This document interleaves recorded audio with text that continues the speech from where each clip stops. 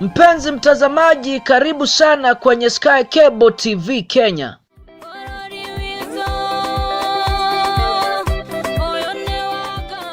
Sky Cable TV Kenya is a go-to channel for a message of hope and encouragement.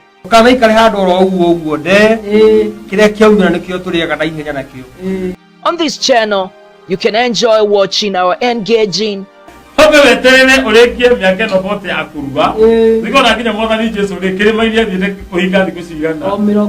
inspiring, your identity matters. You can never go somewhere, especially if you go to apply for a job and you don't put your identity. motivating and encouraging videos.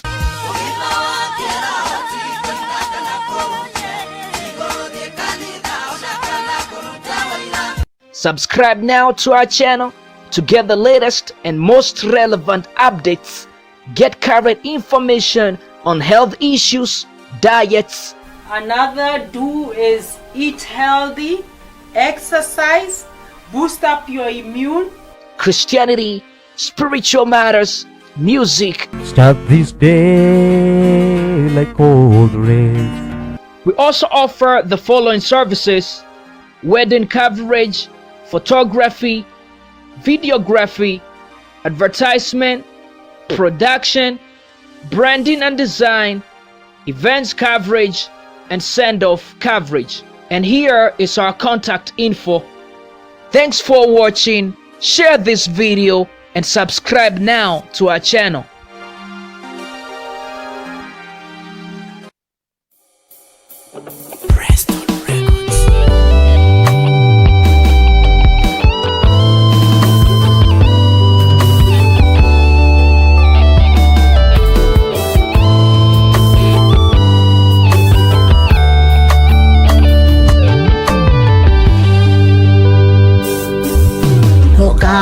Wegai yenda twaranĩrie onyamarũra ngoro no ndumbetheku tũitwĩrio wĩra-inĩ ĩrĩa ndeka ĩngeragia gwĩka wega mwĩrĩ ũkaremwo.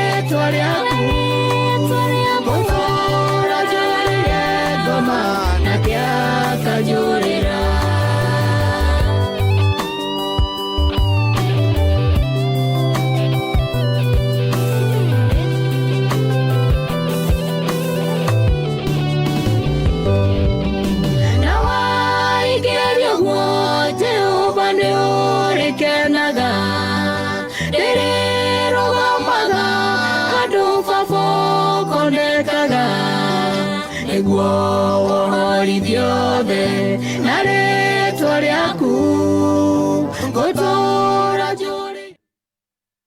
Nawasalimia wote ambao wanatutazama katika Sky Cable TV. Mungu awabariki tunapoenda kusikia neno siku ya leo kwa jina la Yesu Kristo. Majina yangu ni Pastor Samson Masesi wa Temple Church of God. Siku ya leo ninaenda kuleta neno la Mungu. And my topic is knowing your identity in God. Now, before I speak the word of God, I want to pray. Father, in the name of Jesus, I thank you for this opportunity you have given unto me to share the word of God. As I share the word of God in this platform, oh God, I pray your blessing to rest upon your people. Whoever is listening the word of God this day, I pray for your blessing in the name of Jesus. May you meet with every need represented in this platform in the name of Jesus. Father, I thank you and I give you all the glory. Make your word simple to understand to whoever will listen in the name of Jesus. Father, I thank you and I give you all the glory in Jesus' name. Nataka ujue ya kwamba Mungu ako na mipango miema kwa ajili yako. So this morning, I want to speak about knowing your identity in God. This is to know your relationship with God. When you know your relationship with God, you are not going to be oppressed by the powers of darkness. You are not going to be displaced by people. When people are going to talk about you, because you know yourself, you are going to stand with the word of God. You are going to believe what the word says rather than what the people says about yourself. Kwa sababu kuna watu wanakupatia njina. Because you are passing through a challenge, they give you a name. Because you are lacking something, they give you a name. There is what God says you have. That is what I'm going to teach this morning. And God bless you. First of all, I want you to know that you are a son in the kingdom of God. So you are not good for nothing. When you are born again, you are a son of God. Your identity has been changed. Your DNA have been changed. Before you were born, you were belongs to the devil. But now, because you are in the kingdom of God, your identity is changed. That is why the Bible says in John chapter 1, verse 11 and 12. The Bible says, he came unto his own, and his own received him not. That is Jesus. Verse 12. But as many as received him, to them gave he power to become the sons of God, even to them that believe on his name. Hey, my brother, my sister, you are the son in the kingdom of God. You are the son in the kingdom of God. So anytime you appear before God, don't go before God as a stranger. You are a son in the kingdom. And that kingdom belongs to your God, who is your Father. The Bible says, but as many as received him, that him is Jesus, them gave him power to become the sons of God. You have right to be called a son of God. So when you appear before God, you are not an enemy. You are a son in the kingdom. So when you appear before God, you approach God as your Father. Glory to God. So when you know that you are a son in the kingdom of God, when you approach God with that not knowing, God will do something. Don't approach God as a stranger. If you are born again Christian, you approach God as a son. You remember, you are being meant a son in the kingdom. So when you go before God, know that you are a son in the kingdom. That is why God will answer your prayers. That is why there is difference between you and somebody who is not born again. Wale ambao wajaokoka wanaitwa watu wa Mungu. Lakini wale ambao wameokoka wanaitwa watoto wa Mungu.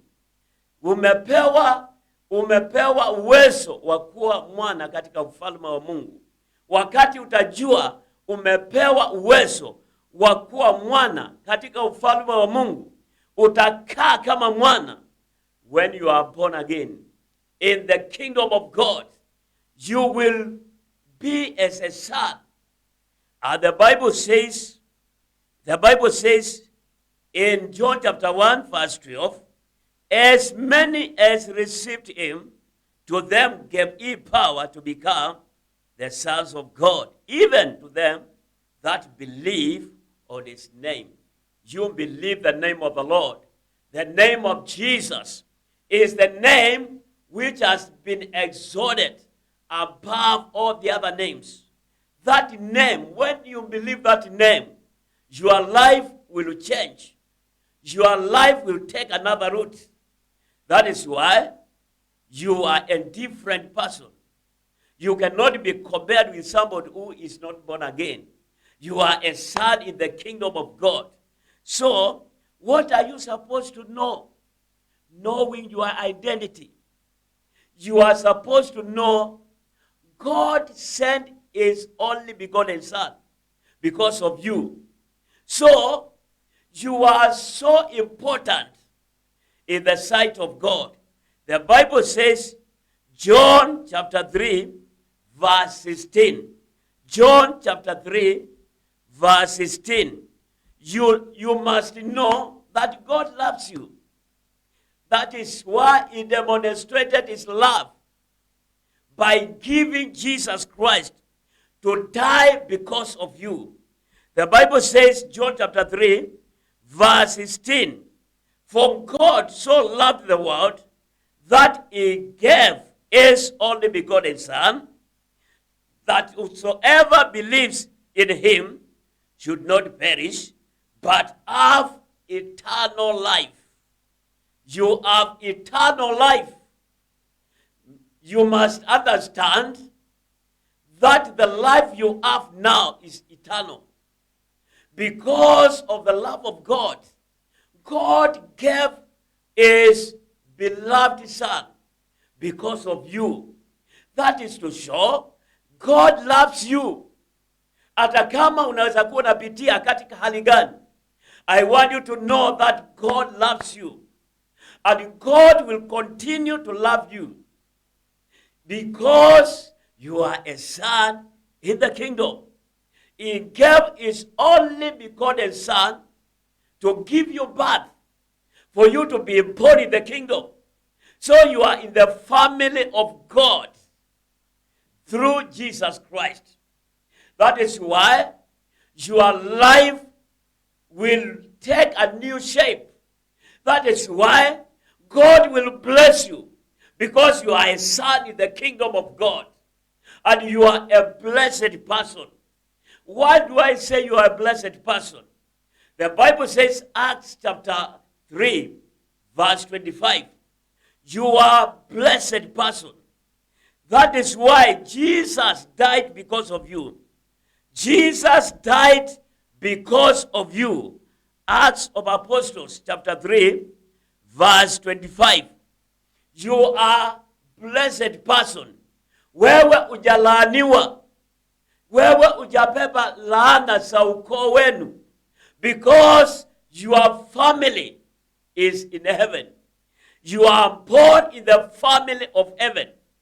And let me tell you, you are blessed because Jesus died and rose again to come and bless your life.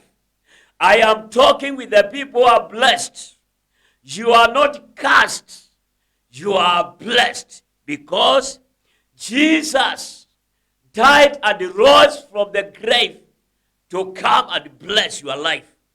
That is why I speak blessing upon your life. I speak blessing upon your business. I speak blessing upon your family in the name of Jesus Christ. Acts of Apostles chapter 3, verse 25. The Bible says this. Let us go there in Jesus' name. The Bible says, you are the children of the prophets and of the covenant which God made with our fathers, saying unto Abraham, and in your seed shall all the families of the earth be blessed. You are blessed because of the covenant that God put with Abraham, our father. You are blessed because of that covenant.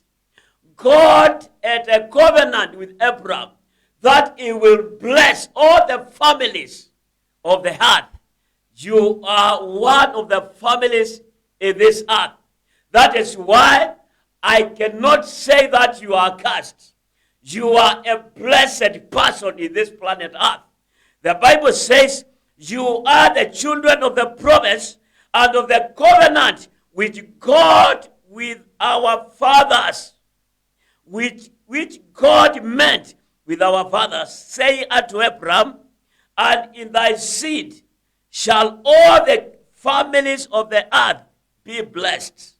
And then the Bible says, verse 26, our key verse, unto you first, God, having raised up his son, Jesus, sent him to bless you, in turning away every one of you from his iniquities.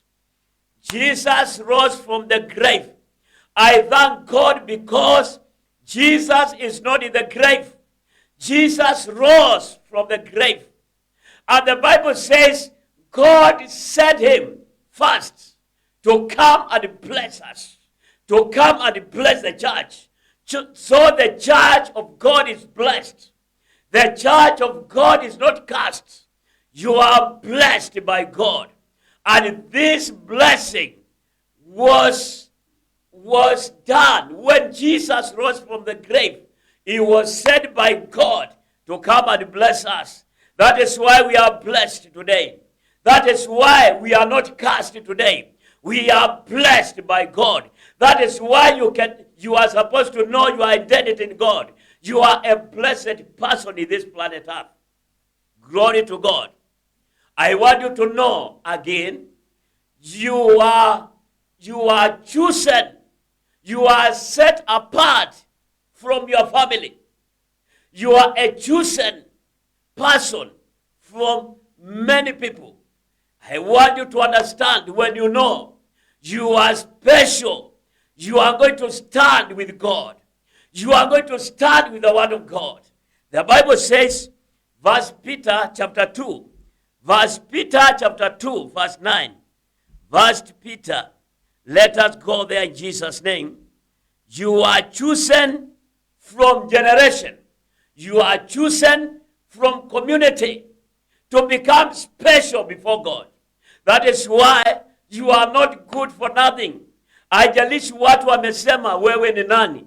I want to tell you today, you are very special. I am speaking with the special people in the special kingdom of God. The Bible says, verse Peter chapter 2, verse 9. Verse Peter chapter 2, verse 9. You are very special in the special kingdom of God. That is why hakuna mtu akona uwezo wa kukuambia ya kwamba wewe ni bure. You are very special in the kingdom of God. The Bible says, verse Peter chapter 2, verse 9. The Bible says, but you are a chosen generation. You are a chosen generation. I am talking with a chosen generation. Somebody who is looking, who is watching this program. I want to tell you, you are a chosen generation. You are not cast. You are not cast. You are not isolated. You are in the kingdom of God, where everybody is somebody, where everybody has great value, because the king is God. The owner of the king, the owner of the kingdom is God. The Bible says, but you are a chosen generation. You are a chosen generation. Mungu alikuwa na wakati alikuwa na kuita. You are not saved by accident. You are saved for a reason. Hallelujah. The Bible says, but you are a chosen generation, a royal priesthood, and holy nation. I want you to know you are an holy nation. People who are known by God. People who are not simple. You are in the great family of God. And the Bible says, an holy nation, a peculiar people, that you should show forth the praises of him who has called you out of darkness into his marvelous light. You are not in darkness. You have been picked by God from the kingdom of darkness, and now you are in the kingdom of light. That is why I am sure, and I want you to be sure, that the kingdom you are is a kingdom that can be depended upon. It is a kingdom that cannot be moved. It is a kingdom that can never be shaken by demons. It is the kingdom that shakes the other kingdoms. The kingdom of God. And the owner of the kingdom is God himself. The Bible says, but you are a chosen generation, a royal priesthood, an holy nation, special people. You are very special. I am talking with special people who have been picked by God from the kingdom of darkness. And you have been blessed. You have been planted in the kingdom of light. That is why every time you wake up, you are supposed to lift your hands to God and you tell God, thank you, because I have seen a new day. And I know this day the blessing will come upon my life. The blessing of the new day will come upon my life. The Bible says, special people. Special people. The Bible says, who has called you? God has called you. He has called you out of darkness into marvelous light. We are in the light of God. We are in the light of God. That is why kuna tofauti ya mtu ameokoka na mtu hajaokoka. Kuna tofauti ya mtu anaabudu Mungu na mtu anaabudu shetani. There is a difference between them. Sisi sio watu ambao wako kiwango kimoja.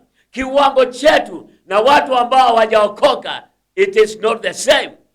That is why I emphasize you to know your identity. Know what God has done in your life. And then you stand with that God. Know the value of salvation. The Bible says, Romans chapter 8, verse 32. Know what God has done for you to be the way you are. God has paid all the price for you to go to the top. The Bible says, Romans chapter 8, verse 32. You must understand this thing. Hakuna kitu Mungu alikishikilia. Aliwachilia Yesu. So, it means there is nothing that God can hold for you, for your benefit. The Bible says, Romans chapter 8, verse 32. Romans chapter 8, verse 32. Let us read together. in the name of Jesus. The Bible says this, Romans chapter 8, verse 32. He that spared not his own son. Mungu akushikilia mwana wake. Yeye asiyemwachilia mwana wake mwenyewe, bali alimtoa kwa ajili yetu sisi sote, atakosayi kutugirimia na mambo yote pamoja naye. Mungu hakuna kitu alishikilia. He released everything for us. Hakushikilia Yesu because he knew when Jesus will come to you, he will come with everything. That is why there is nothing that is impossible before God. Chochote ambacho unaomba siku ya leo, Mungu ako na uwezo wa kukupatia. Kwa nini? Kwa sababu kama alikupatia Yesu akafa msalabani kwa ajili ya maisha yako, ako na uwezo wa kukupatia kazi. Ako na uwezo wa kutengeneza biashara yako. Ako na uwezo wa kuleta amani katika hiyo familia. Ako na uwezo wa kufungua njia mahali hakuna njia. Glory to God. The Bible says, he that spared not his own son, but delivered him up for us all, how shall he not with him also freely give us all things? All things are at your disposal. Mungu ako na uwezo wa kukupatia kila kitu. The problem is when we don't pray. We don't ask from him. When we ask from him, he is able to release everything to us. The Bible says, he that spared not his own son. Hakushikilia mtoto wake. Hakushikilia mwana wake. Alimwachilia kwa ajili yetu. Alimwachilia ili wewe uishi. Yaani Yesu akafa ili wewe uweze kuishi. Yesu alikufa ili wewe uweze kuishi. That is the great God. That is the kingdom you are supposed to be. That is the kingdom you must be identified with it. The kingdom of God. I want you to understand this. When you know who you are in God, things become easy. And then when you speak with God, with your God, knowing who you are before him, God is able to answer your prayers. Hallelujah. I want to read another scripture in the name of Jesus Christ. Mungu alitutoa katika ufalme wa giza na akatuingiza katika ufalme wa mwana wake. Colossians chapter 1 verse 13. The Bible says this. The Bible says this. Let us open and then we read together in Jesus' name. The Bible says, who has delivered us from the power of darkness.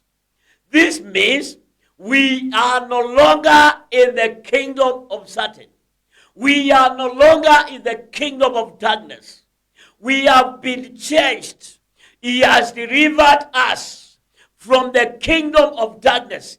This means mapepo haitatufunga. Hatutakuwa na mapepo kwa sababu tumekombolewa kutoka kwa ufalme wa giza.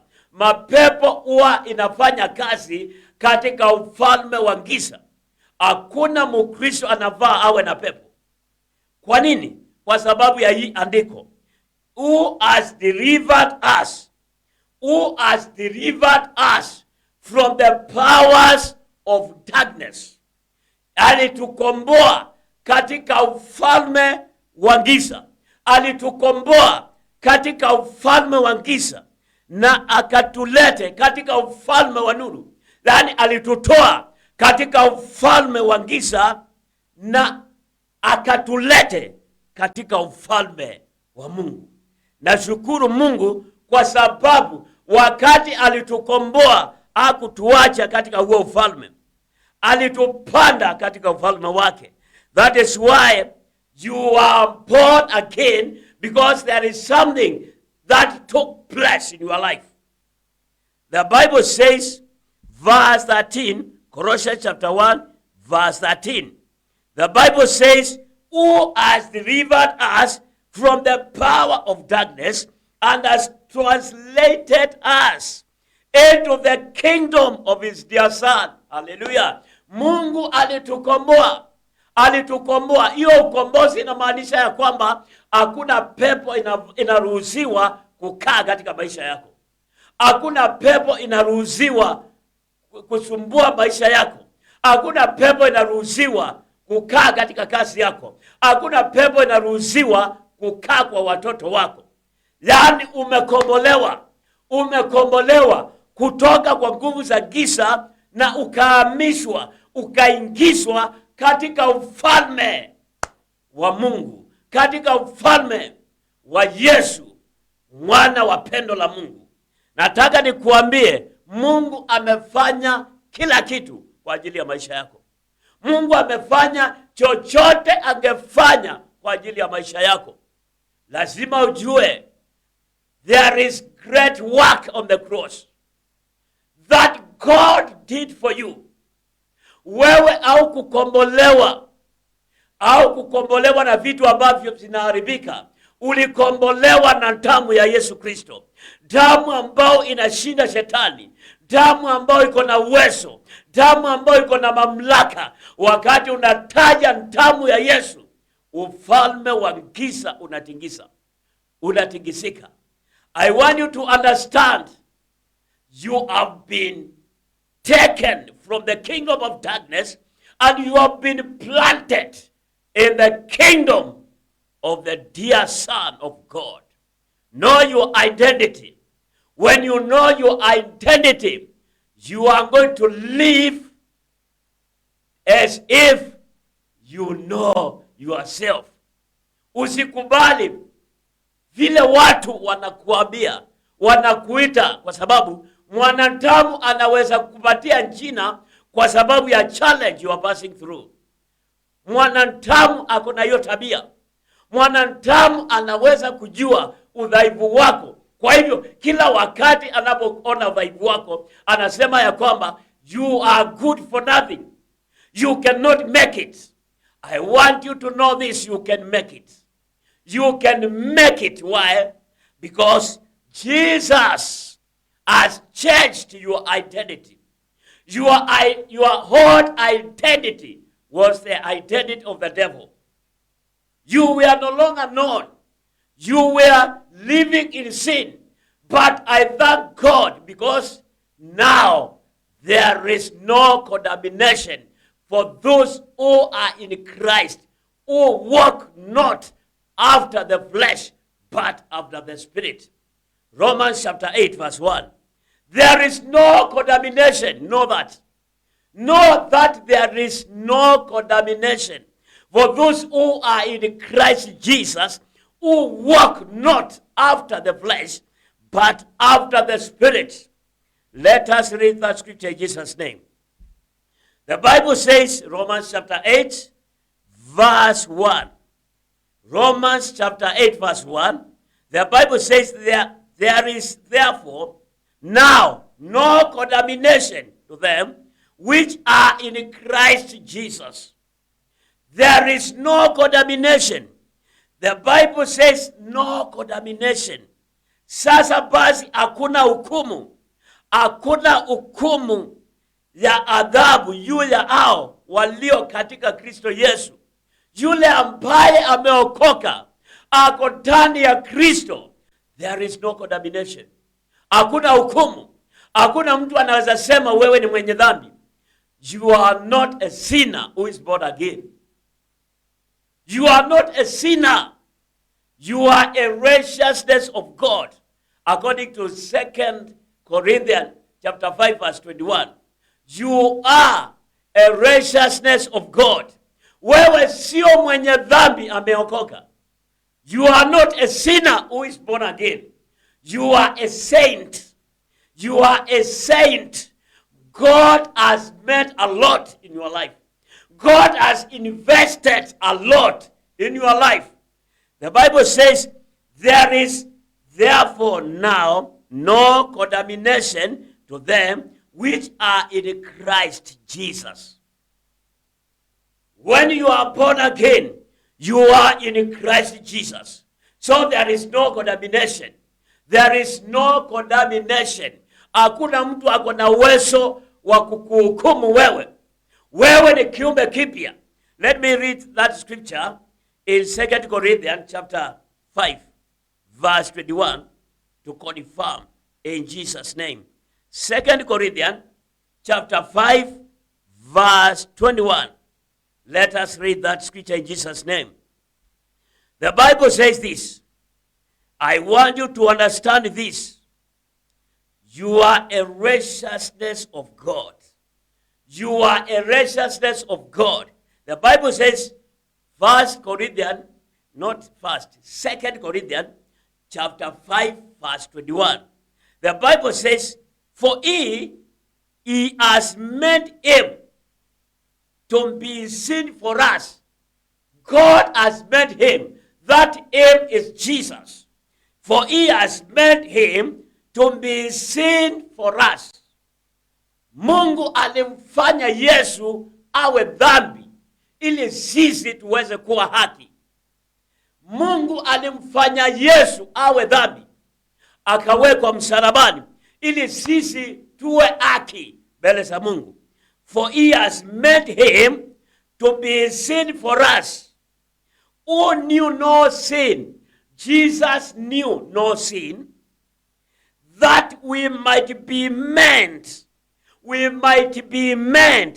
the righteousness of God in him.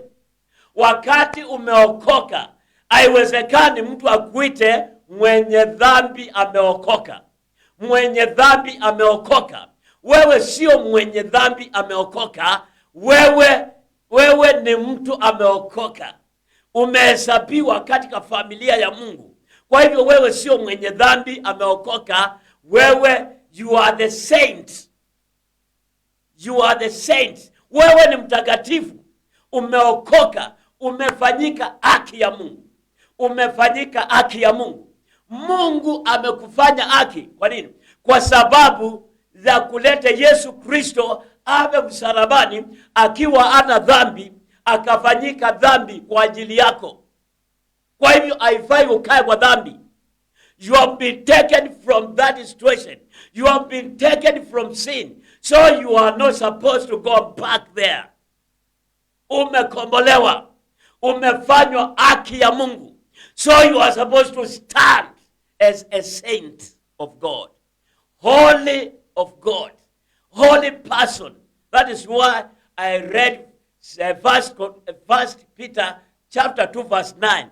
The Bible says, you are holy nation, special people who have been called by God from darkness, and you have been put to the marvelous light. Where you are, there is no darkness. Lack of job is darkness. That is not your portion in the name of Jesus Christ. Tumetolewa katika ufalme wa giza na tukaingizwa katika ufalme wa Mungu. Huo ufalme wa Mungu ndio ufalme uko na uzima wa milele. Uzima wa milele. What is eternal life? The Bible says, John chapter 14, not 14, John chapter 17 verse 3. This is eternal life. Do you want to know eternal life? The life which has no end. This is eternal life.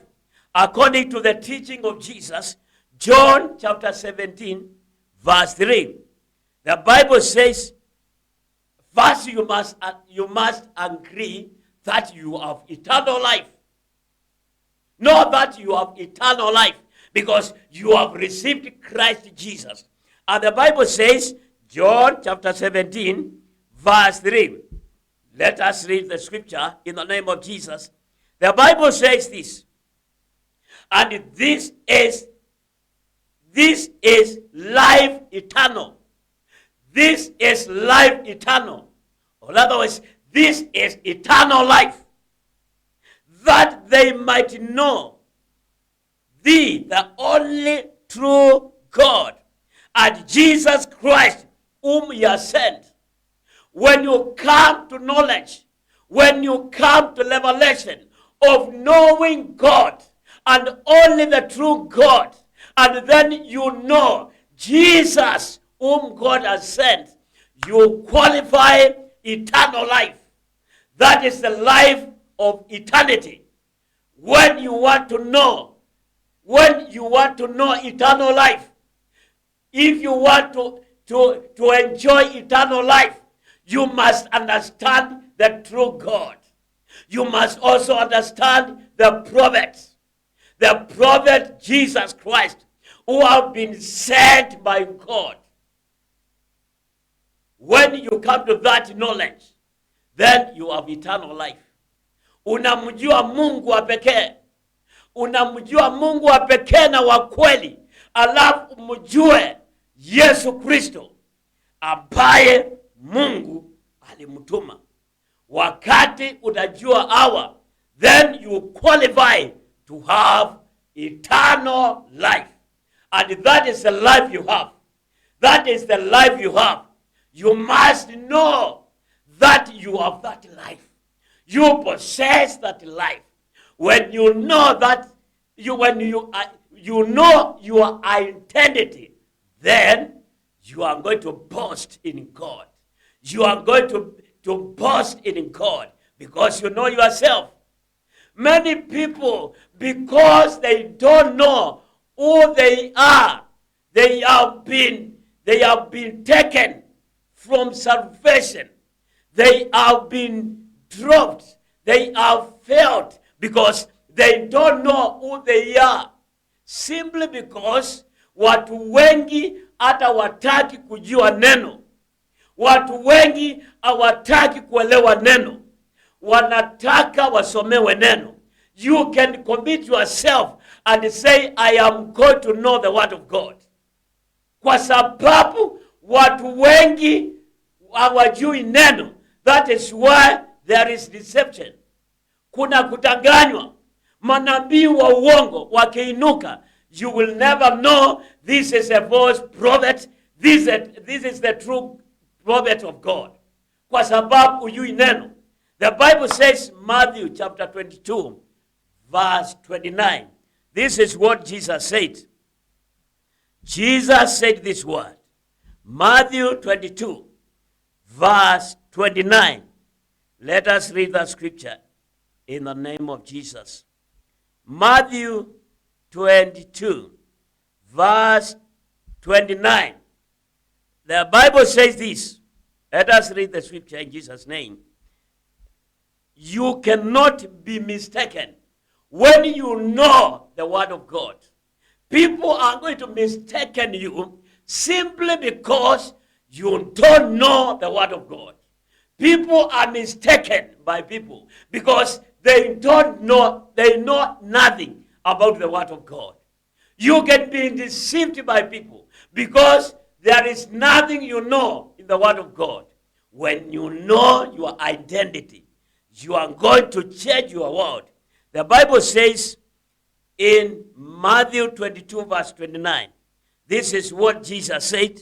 Jesus answered and said unto them, you do error, not knowing the scriptures, nor the power of God. You do error. You are mistaken. You are driven away. You are deceived because you don't know the scriptures. What do you know about the word of God? What do you know what is written in the word? Because what is written is what will save you from the false prophets. If you know nothing about the word of God, you are going to be deceived. Yesu alisema, Yesu akajibu, akawaambia, mwapotea kwa kuwa hamuyajui maandiko wala uwezo wa Mungu. Watu wanapotezwa na wengine kwa sababu hawajui maandiko. Hawajui nguvu ya Mungu. hawajui tofauti ya mganga na mtumishi wa Mungu, wanawaweka mahali pamoja. Utajua ujui wakati utadanganywa na huibiwe, lakini wakati utajua maandiko, any prophet, hata kama anawaka moto na ni wa kutoka kwa shetani, you will identify him, you will identify her, because you know the scriptures. Yesu anasema, Yesu akajibu akawaambia, mwapotea. Watu wamepotezwa na watu kwa sababu hawajui maandiko wala hawajui nguvu ya Mungu. You can know the scriptures. When you know the scriptures and you know the power in the scriptures, you will never be mistaken by people. You will never be taught who you are by people. You are going to stand with the stand that you know who you are in God. And then God will know, you know your identity. God will know, you know your identity. Even the devil will know that you know your identity. Shetani atakudanganya kwa sababu anajua unajua. Lakini wakati utakuwa ujui, shetani atachukua nafasi na kukudanganya kwa sababu ujui. That is why people are deceiving others, saying they are the men of God na ni waganga, because you don't know the scriptures. When you don't know the scriptures, you are going to be taken away from the truth. And the Bible says, Yesu alisema hivi, mkikaa katika neno langu, mtajua ukweli, na huo ukweli utawaweka huru. This is John chapter 8, verse 31 and 32. Let us read the scriptures in Jesus' name as we are waiting, wakati tunaendelea kumalizia. The Bible says, John chapter 8, verse 31. John chapter 8, verse 31. This is what Jesus said. When you know the truth, that truth will make you free. The level you know the truth, the level you become free. The Bible says, John chapter 8, verse 31. Let us begin from verse 31. In the name of Jesus Christ. And the truth is the word of God. When you know what the word says, when you commit yourself to the word of God, you will know the truth. This is what the Bible says, John chapter 8, verse 31. Let us read the scripture in Jesus' name.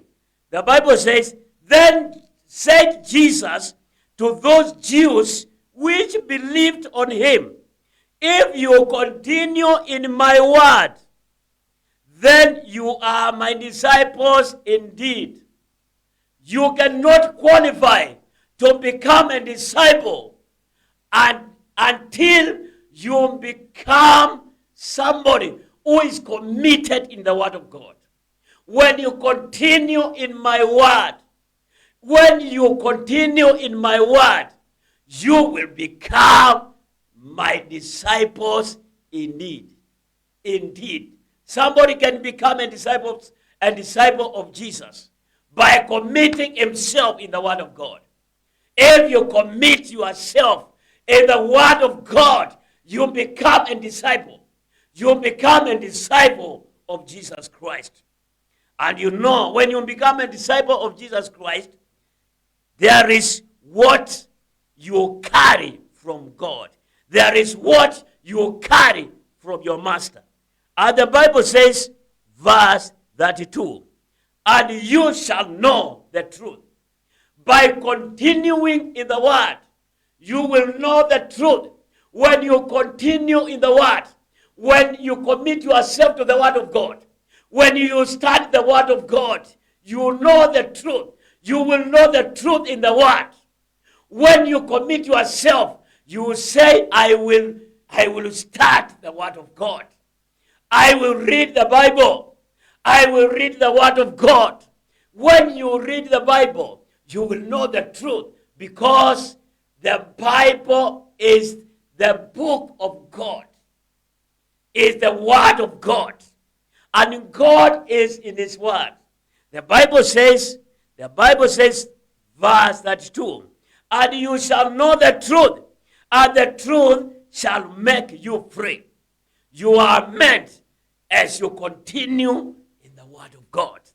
You are made free when you continue in the word of God. You commit yourself to the word of God. And you will never be mistaken by the people who are called themselves the men of God, but they are mistaken. They are removing people from the truth. Hallelujah. You will never be deceived because you know the truth. You'll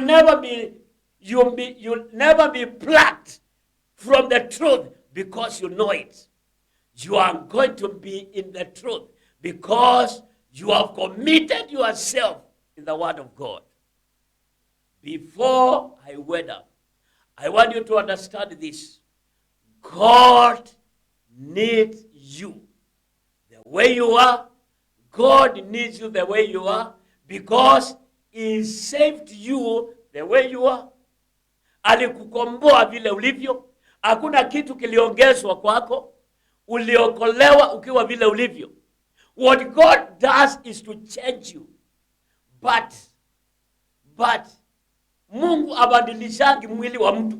Ati wakati umeokoka unakuwa mtu mwingine. You have the same body, you have the same mind, you have the same knowledge. What increases is the wisdom of God in your life.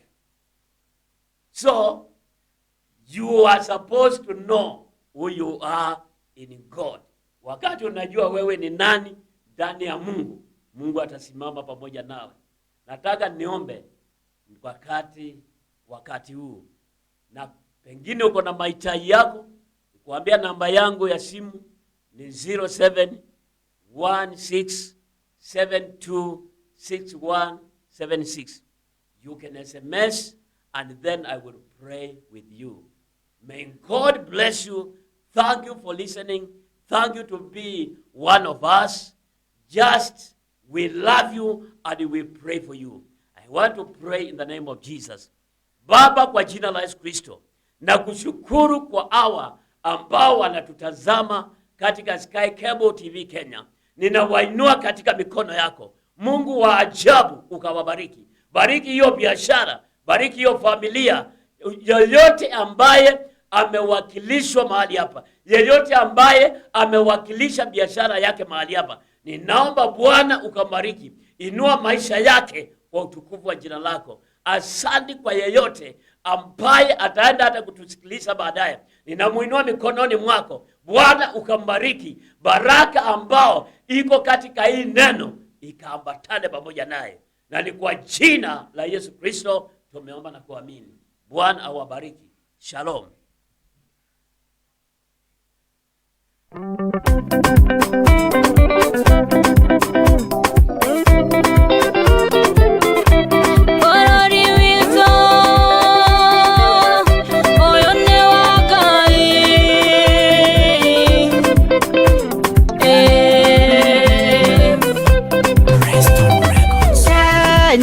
Bũrũri wendetwo nĩ Ngai.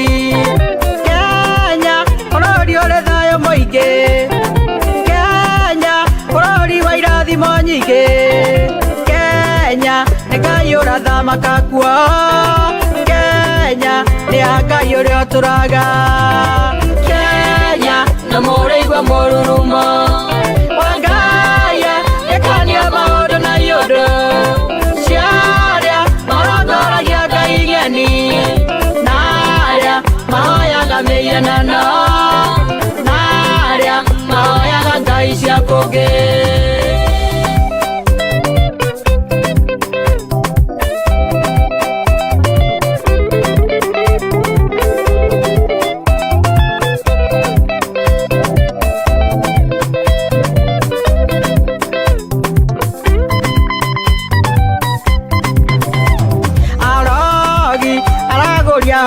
mono mokagwa ngirikomi mwena wario na mogwa ngirikomi mwena wa motho Kenya yada neguma mokaigwa Kenya karugama mwage wakuga Kenya na moreigwa morurumo wagaya etania maodo na yodo sharia marogoragia gaing'eni naria mahoyaga mĩhianano naria mahoyaga ngai cia kũngĩ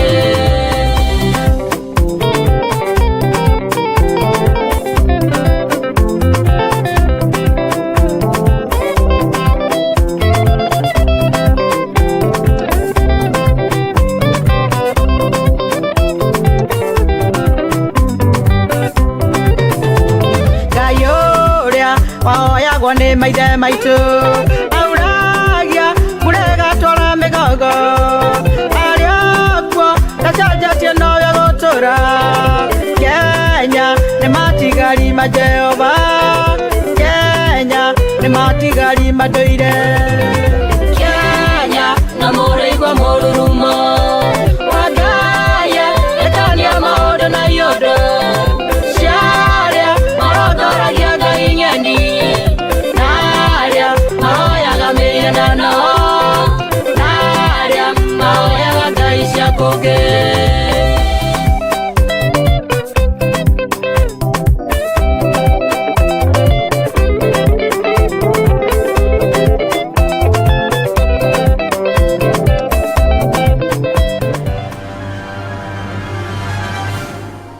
Mpenzi mtazamaji, karibu sana kwenye Sky Cable TV Kenya.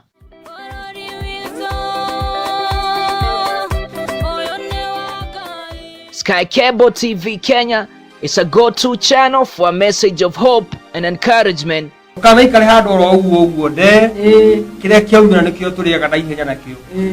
this channel, you can enjoy watching our engaging,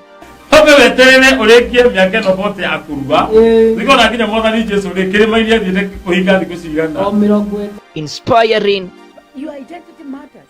You can never go somewhere, especially if you go to apply for a job and you don't put your identity. motivating, and encouraging videos.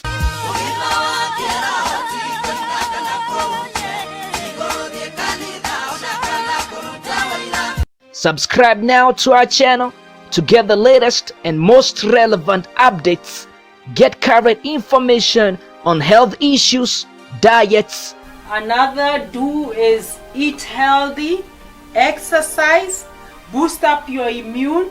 Christianity, spiritual matters, music. Start this day like cold rain. We also offer the following services: wedding coverage, photography, videography, advertisement, production, branding and design, events coverage, and send-off coverage. And here is our contact info.